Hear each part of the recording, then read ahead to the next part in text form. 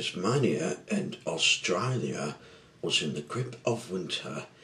It had come earlier than expected, and with it came the fog. The star tugs and the steam engines and the diesel trains hate the fog. In those days they had no radio or radar. They had to rely on eyes and ears. That's as if you have ears, which they don't. And the fog could sometimes play tricks on those. Long periods of fog had a way of conjuring up old railway stories and superstitions among trains and boats and many other places, things in the harbour. Many of the engines and tugs felt nervous in the daytime fog. When darkness fell, they became even more anxious and a little bit jumpy. On this particular evening, Edward the Blue Engine was on his way back to the play to transport museum sets. He'd been working with A.G. the Farm Engine, who'd been telling him old railway stories about the strange things that could happen when fog's around.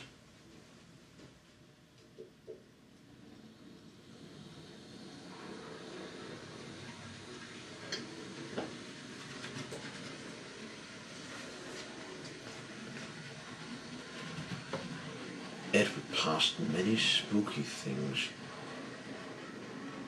and he heard a whispering sound. Things creaked and groaned as though they were alive. The whispering grew louder and louder.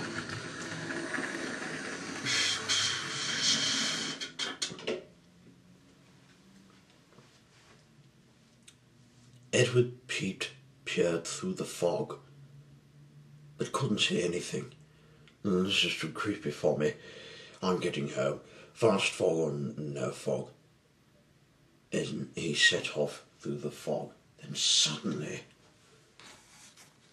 out of nowhere, he became face to face with something that he had never seen before. It had a very scary skull face he had ever seen, and then it tooted back at him.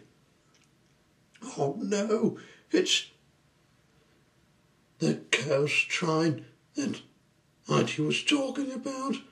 It was all too much for Edward. He charged off through the fog, hoping that the ghost train was not following him.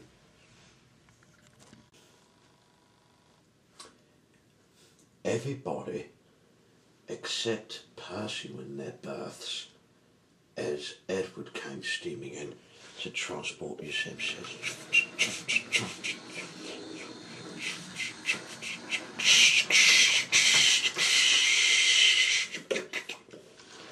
Hey, slow down, Edward. You know better than to travel that fast in the fog. You're right, Edward. You looked as though you've seen a ghost. Well, actually I have. You've seen what? Ghosts. Well, I never thought a railway engine would believe in ghosts. They're really going to get you. It's not funny. But they didn't stop laughing because they all just laughed. Poor Edward looked embarrassed. As night time fell, everybody was asleep and sunshine played some lullaby.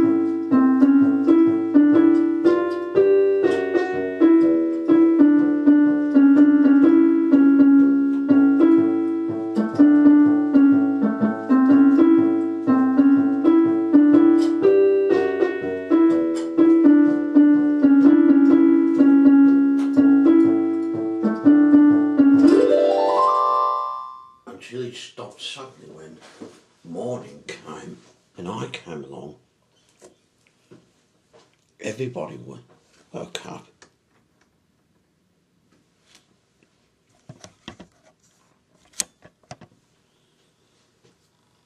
I gave my fleet their orders for the day.